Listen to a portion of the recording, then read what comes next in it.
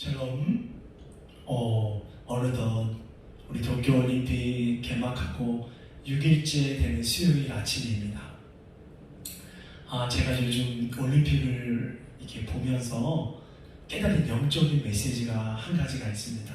그게 뭐냐면 우리 사람은 주변의 영향을 쉽게 받는 존재라는 것을 깨달았어요. 왜냐하면 지금 도쿄올림픽을 하다 보니까 TV만 틀면 올림픽 경기를 해요.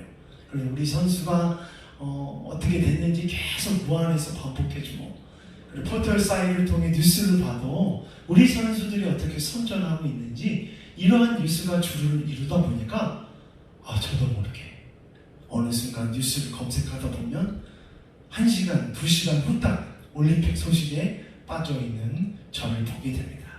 그러면서 우리의 영적인 원리도 마찬가지입니다. 우리가 하나님께 영향을 받기 위해서, 하나님의 뜻대로, 하나님의 자녀대로 살기 위해서는 우리 주변에 영적으로 하나님을 만날 수 있는 것들을 잘 준비해 놓으셔야 돼요. 아침에는 매일 성경을 꼭 갖다 놓고 하나님 말씀 보고, 수시로 말씀 찬양 듣고, 또 저녁에는 또 영성일기 쓰면서 우리가 하나님의 영적인 것에 노출되게 될 때 우리는 하나님의 자녀로 승리할 수 있고, 매 순간 하나님을 기억하고 하나님의 자녀로 승리하는 저와 여러분이 될 줄로 믿습니다. 아멘. 오늘 말씀을 보면 예전에 제가 아내에게 썼던 연애편지, 러브레터가 기억이 납니다. 여러분, 연애편지 안에 주로 들어가는 내용이 뭐죠? 나는 당신을 너무너무 사랑합니다. 그리고 또 하나 메시지는 세상의 많은 사람들이 당신을 배신할지라도 누구만큼은 배신하지 않겠다. 저만큼은 당신의 편이 되어주겠습니다. 이게 바로 러브레터예요.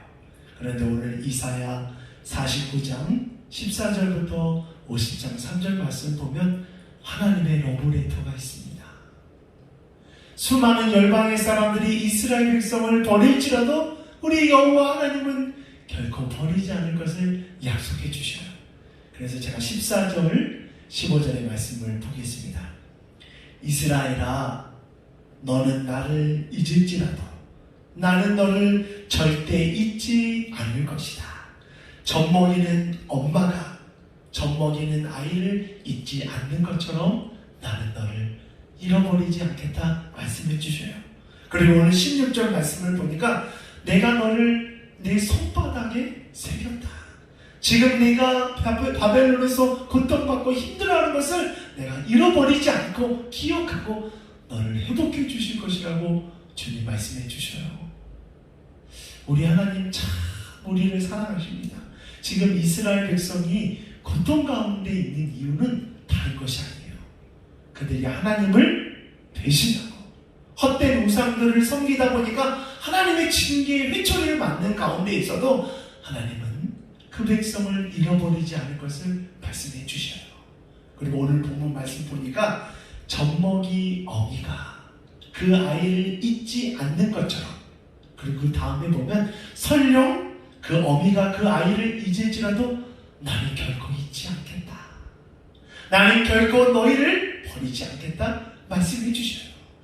이 말씀을 우리가 기억할 때 코로나19로 인해 힘들고 어려운 가운데서도 우리가 기뻐하고 감사할 수 있습니다. 사랑하는 옥동교회 성도 여러분, 여러분은 여러분의 문제들을 어떻게 풀어가십니까?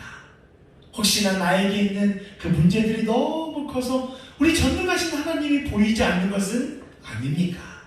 제가 오늘 처음 말씀드렸죠. 우리의 삶의 주변에 주님을 만날 것들을 잘 배치해 놓으면 우리의 일상 가운데 나와 함께 하시고 나를 사랑하시고 나를 잊지 않고 회복하게 원하시는 그 하나님을 만날 수 있고 우리의 삶은 기뻐할 수 있어요. 최소한 쓰러지지 않고 넘어지지는 않을 수 있어요. 그래서 오늘 하루 나를 강하게 붙잡아 주시고 나를 잊지 않고 세워주시는 그 하나님과 교제하며 나아가는 우리 옥동교회 성도들 되기를 축복합니다. 아멘. 그렇게 우리 주님은 역사 가운데 이스라엘 백성을 회복해 주실 것을 말씀해 주시는데요. 아주 구체적인 방법으로 역사에서는 하나님께서 소개시켜 주시는데요.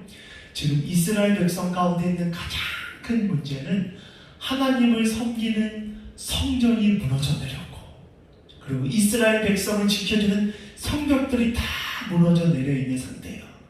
포로로 70년 동안 끌려가 있는 그들, 이스라엘은 황폐해질 대로 황폐해졌는데 그들의 힘으로는 결코 이것들을 제거할 수 없어요. 그런데 하나님은 이방의 나라들을 통해서 이스라엘 백성 가운데 그들을 도와줍니다. 고레스 왕이 생겨서 그들에게 성전을 재건할 수 있도록 재료들을 줘요. 아닥사스다 왕이 성벽을 재건할 수 있도록 재료들을 줘요. 하나님의 놀라운 방법, 그 방법이 성경 우리 이사야와 그리고 선지자서 가운데 등장합니다. 사랑하는 옥토교회 성도 여러분, 우리가 매일 잊지 않고 해야 할 일은 하나님의 방법으로 역사를 이끌어 가시는 그 하나님을 잊지 않고 붙잡고 나아가는 것입니다. 그러면 그분이 우리의 삶 가운데 능력을 베푸실 줄 믿습니다. 아멘.